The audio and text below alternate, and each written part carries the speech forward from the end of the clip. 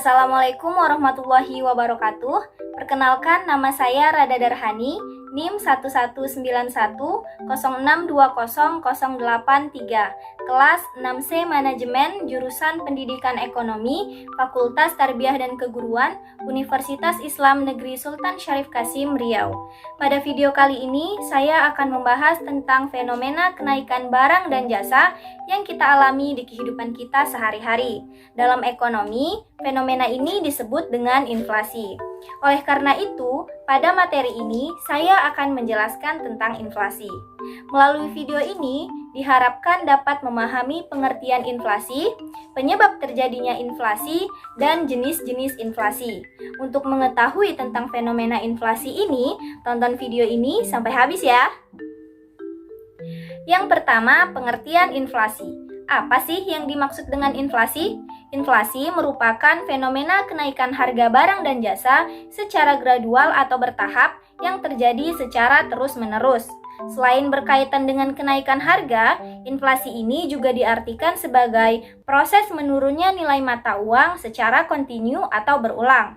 Misalnya, barang atau jasa yang biasa kita beli dengan uang 100.000 pada tahun 2010 itu tidak sama dengan apa yang kita dapatkan dengan uang yang sama di tahun 2022 ini.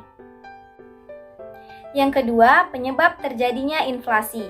Ada 5 hal yang menjadi penyebab terjadinya inflasi.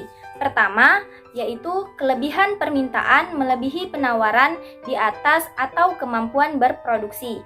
Misal, kalau banyak orang mau satu barang tertentu, tapi jumlah barangnya terbatas, maka harga akan cenderung naik. Yang kedua, meningkatnya biaya produksi. Nah, barang-barang yang kita pakai sehari-hari itu kan diproduksi oleh perusahaan ataupun home industry.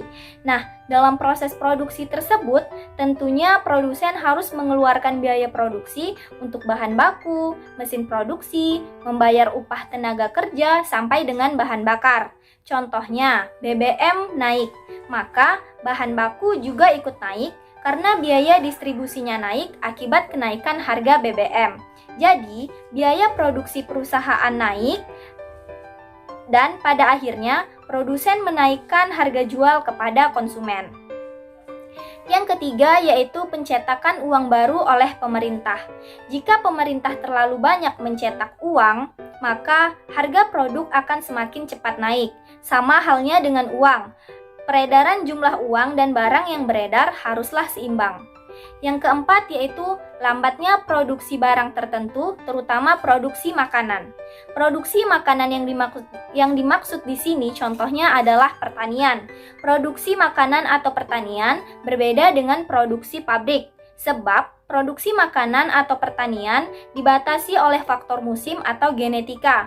Di samping itu, karena pertambahan penduduk lebih cepat dibanding dengan pertambahan bahan makanan, maka jumlah penawaran produk makanan jauh lebih kecil dibanding dengan permintaannya. Yang terakhir yaitu terdapat pertambahan jumlah uang yang beredar, sehingga para produsen menaikkan harga barang. Yang ketiga, jenis-jenis inflasi.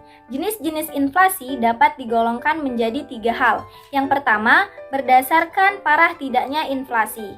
Inflasi berdasarkan tingkat keparahannya dibedakan menjadi 4. Yang pertama, inflasi ringan. Inflasi yang termasuk dalam golongan ini jika tingkatannya masih berada di bawah 10% per tahun. Yang kedua, inflasi sedang adalah inflasi yang lajunya berada di antara 10 sampai dengan 30% per tahun. Yang ketiga, inflasi berat adalah inflasi yang lajunya berada di antara 30% sampai dengan 100% per tahun. Dan yang terakhir, hiperinflasi. Inflasi yang terjadi di atas 100% per tahun. Akibat yang terjadi jika inflasi di atas 100% adalah masyarakat akan mengalami ketidakpercayaan terhadap pemakaian uang. Yang kedua, berdasarkan asal inflasi.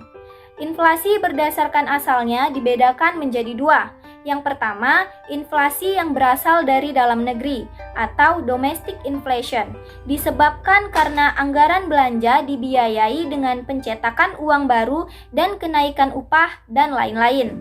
Yang kedua, inflasi yang berasal dari luar negeri. atau imported inflation, disebabkan karena harga barang impor naik, terjadi karena biaya produksi di luar negeri naik, dan diakibatkan karena adanya kenaikan tarif atau impor barang. Yang ketiga, berdasarkan penyebabnya. Berdasarkan penyebabnya, inflasi digolongkan menjadi 3. Yang pertama, inflasi permintaan agregat. Inflasi permintaan agregat adalah inflasi yang terjadi karena kelebihan permintaan atas barang dan jasa. Kelebihan permintaan yang tidak dapat dipenuhi oleh produsen tersebut tentunya akan mendorong kenaikan harga karena permintaan lebih besar daripada penawaran. Inflasi jenis ini disebut dengan inflasi murni. Yang kedua, inflasi biaya. Inflasi biaya ini terjadi karena adanya penurunan dalam penawaran total atau agregat supply karena adanya kenaikan biaya produksi. Kenaikan biaya produksi akan menyebabkan adanya kenaikan harga-harga produksi akan turun. Jika berjalan terus-menerus, maka akan terjadi cost push inflation. Yang ketiga yaitu inflasi dari permintaan dan penawaran.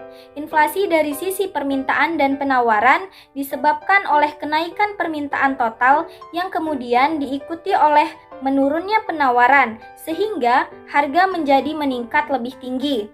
Interaksi antara permintaan dan penawaran yang mendorong kenaikan harga disebabkan oleh perkiraan atau ekspektasi kenaikan harga tingkat upah di masa lalu. Demikianlah materi inflasi yang telah saya sampaikan. Saya mohon maaf atas kesalahan ataupun kekurangan saya dalam menyampaikan materi. Saya akhiri. Wabillahi taufiq wal hidayah. Assalamualaikum warahmatullahi wabarakatuh.